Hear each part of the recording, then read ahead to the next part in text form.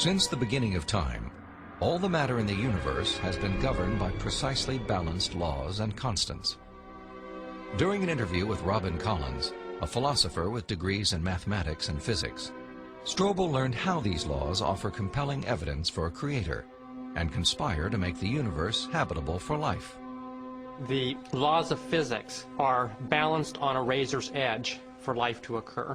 For example, if you didn't have something like gravity that pulled matter together, you would never get planets, you wouldn't get stars, you wouldn't get any complex organisms.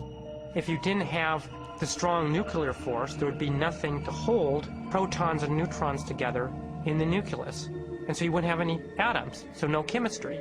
If you didn't have the electromagnetic force, you would have no bonding between chemicals. You'd have no light, and the list goes on. So you need all these sorts of fundamental principles have to be in place in order for life to occur. Wipe out one of those principles, wipe out one of those laws, no life. Strobel learned that life also hinges on the precise strengths and relative values of many different physical constants. One example of this fine-tuning is the force of gravity.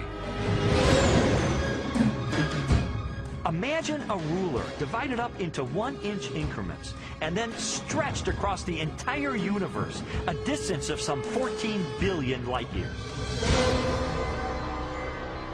For the purposes of illustration, the ruler represents the possible range for gravity. In other words, the setting for the strength of gravity could have been anywhere along the ruler, but it just happens to be situated in exactly the right place so that life is possible.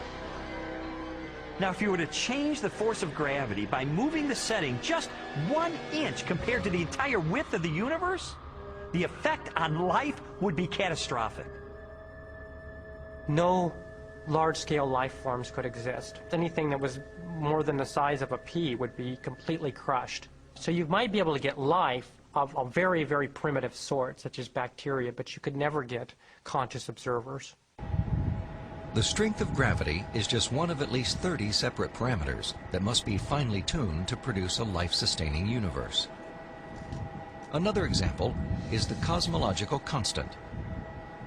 The cosmological constant describes the expansion speed of space in the universe. If space expands too quickly, then the universe will spread out so quickly that material objects can't form. So you can't get stars and galaxies and planets and the types of things that we, of course, take for granted in our universe. Physicists have determined that the cosmological constant is fine-tuned to 1 part in 100 million billion billion billion billion billion.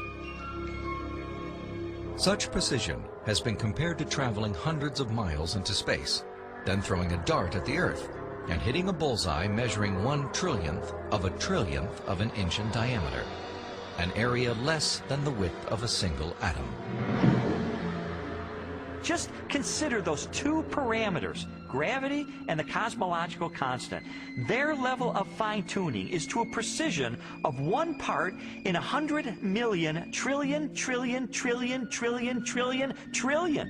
I mean, that's like 1 atom in the entire known universe. This fine-tuning is also evident at the atomic level. The strong nuclear force binds atoms together. If the strength of this force were to decrease by 1 part in 10,000 billion billion billion billion, the only element left in the universe would be hydrogen. Again, chemical life would not be possible. The fine-tuning of the laws and forces of physics is so precise that few theorists are comfortable invoking mere chance as an explanation, unless our universe is not the only roll of the dice. If the universe looks like it's fine-tuned for complex life, maybe there's a fine-tuner. Maybe it was fine-tuned for life. And this has certain unsavory theological implications. And so it's not surprising that those committed to a fundamentally materialistic view of reality would try to find an escape hatch. And the most popular hatch for this theological implication of fine-tuning is this idea of multiple universes. As its name suggests, the theory of multiple universes proposes that our universe is not alone. Instead, it is part of a vast ensemble of universes, each with a different set of laws and constants. If there's only one universe, then the conclusion that the universe looks fine-tuned because it is fine-tuned is inescapable. But if our universe is just one of a vast set, then you seem to have more resources to play with. Chance gets a new lease on life. I sometimes try to imagine what physicists have in mind that postulate this idea of multiple universes.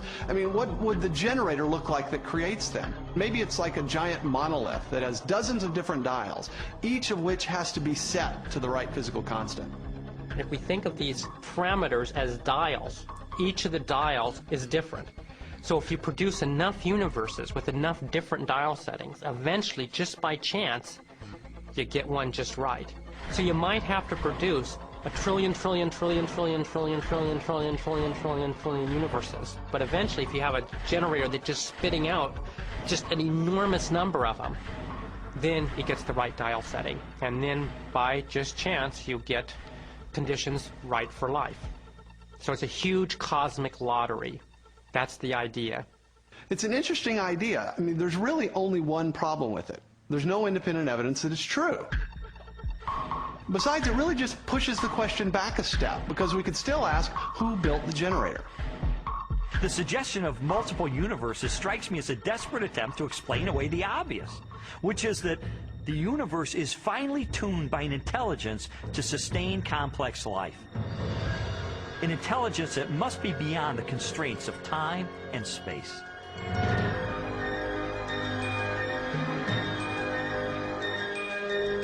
Strobel's journey through a universe finely tuned for life inevitably led him home, to the blue jewel of our solar system, the planet Earth.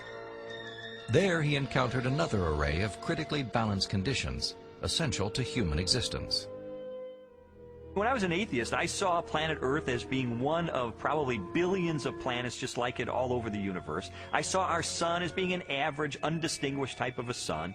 I figured as I looked up at the stars at night that there must be millions and millions of advanced civilizations out there. I just thought there was an ordinariness to our situation. This line of reasoning was totally consistent with my atheistic worldview. But what I learned later is it is not consistent with what science is revealing about the Earth. Strobel's investigation caused him to consider the many conditions necessary for a life-sustaining planet. In the process, he was introduced to the science of astrobiology and astronomer Guillermo Gonzalez. I'm an astrobiologist, and what motivates me is just to examine the conditions necessary for life and look elsewhere in the universe and see if those conditions are met anywhere else.